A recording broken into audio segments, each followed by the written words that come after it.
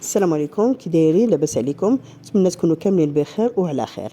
بكاس ديال الدقيق وكاس ديال عصير البرتقال صايبنا دي بانكيك اللي زوينين ورائعين وجد جد اقتصاديين. نتمنى انكم تتبعوا معي الفيديو حتى الاخير باش تشوفوا الطريقه والمقادير. وقبل ما نمروا ما تنساوش تشاركوا معي وتفعلوا زر الجرس باش يوصلكم مني كل جديد. المقادير بسم الله على بركة الله. عندي الكاس اللي غادي نعبروا به، يعني ناخذوا نفس الكاس نعبروا به جميع هاد المقادير اللي عندنا. اول حاجه عندنا الفرينه نكونوا مغربلينها، نديروا كاس ديال الفرينه ونص كاس ديال السكر، نص سنيده حبيبات يعني السكر العادي، نديروا خماره تاع الكاطو تاع 7 غرام، ونديروا لو زاسخ ديال قشور البرتقال ماشي ديال لو سيترون ديال البرتقال، يعني اللي عصرناه بلوزسخ ديالو درنا خدينا منه واحد المعلقه صغيره. دابا غادي نحركوا هاد النواشف، نحركوهم شويه ومن بعد نزيدوا عليهم داك الكاس ديال البرتقال. بحال كتشوفوا غادي ياخذ معنا دوك الكاس ديال الفرينه، ياخذ معنا كاس ديال البرتقال كامل. ولا كانت عندكم الفرينه كتبغي السوائل نضيفوا واحد المعلقه ولا زوج ديال الماء. غادي نحركو غير واحد شويه، ما يحتاج لا ضراب كهربائي لا، يعني غير بالضراب اليدوي بحال كتشوفوا. نحركو واحد شويه ومن بعد نغطيوه بواحد الفيلم المونتا ونخليوه يرتاح مده ديال 5 دقائق، ومن بعد نبداو باش نطيبوه. هنا من بعد غادي نحركو بحال كتشوفوا، غادي نغطيهم بحال قلت لكم ونخليوهم ونمروا باش نجيبوا المقله ديالنا اللي غادي نطيبوا فيها وصافي، ونبداو نطيبوا. يعني بحال قلت لكم حاجه اقتصاديه سهله، ما فيها لا بيض لا حليب لا زبده لا زيت، حاجه جد اقتصاديه. صافي غادي نخليهم واحد الخمس دقائق ومن بعد صافي نجيب المقله ديالي ونبدا نطيب. هنا من بعد ما جبت المقله بلا ما ندهنها، بلا ما ندهن المقله ديالي، انا عندي هذه المقله اللي كانت غير المقله العاديه يعني ديال الطفل، المهم تكون ما تلصقش. المقله عاديه حتى هي نقدروا نطيبوا فيها، غير هذه يعني كيجيو لنا مقادين ويجيو يعني كيجيو حجم واحد. بحال قلت لكم ما دهنتها ما والو. صافي غادي نكب عليها كاملين، نكب فيهم ديك باش يجيو عامرين، ونحطها فوق البوطه ونطيبوا طياب عادي. من بعد ما كيطيبوا كنقلبوهم الوجه الثاني، وبهذه الطريقه صافي غادي نكونوا حصلنا على دي بانكيك ساهلين اقتصاديين وما فيهم والو. بحال قلت لكم يعني جد اقتصاديين. نتمنى انكم تجربوهم والمذاق ديالهم كيجي زوين، وتردوا عليا في لي كومونتير اللي جربتهم وعجبوها، تردوا عليا في لي كومونتير. بحال ديما كنقول لكم كنعطيكم الاشياء اللي كتكون اقتصاديه هي اللي كنحاول نجيبها في القناه ديالي.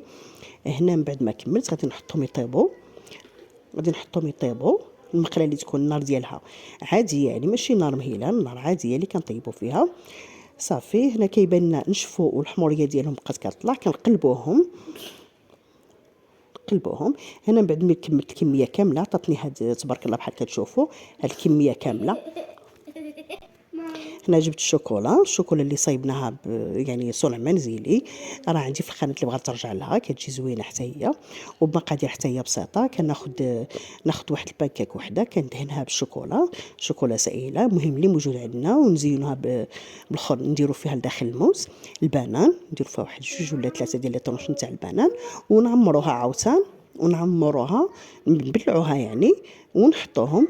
واللي ما عندهاش الشوكولا تقدر دير لا كونفيتور ديال الشين ديال البرتقال، يعني اللي درنا به درناه لداخل في وسط العجينه، يعني به ديري نفس لا كونفيتور ديري به ديال البرتقال وتزينيها غير صافي غير بلا كونفيتور وتبلعيها، كيجيو زوينين حتى هما، كيجي حتى هما المنظر ديالهم زوين والمذاق ديالهم زوين. الا ما كانش كاين يعني صوص شوكولا وما كانش كاين البنان نديرو غير بلا كونفيتور نبلعوهم كيجيو زوينين حتى هما.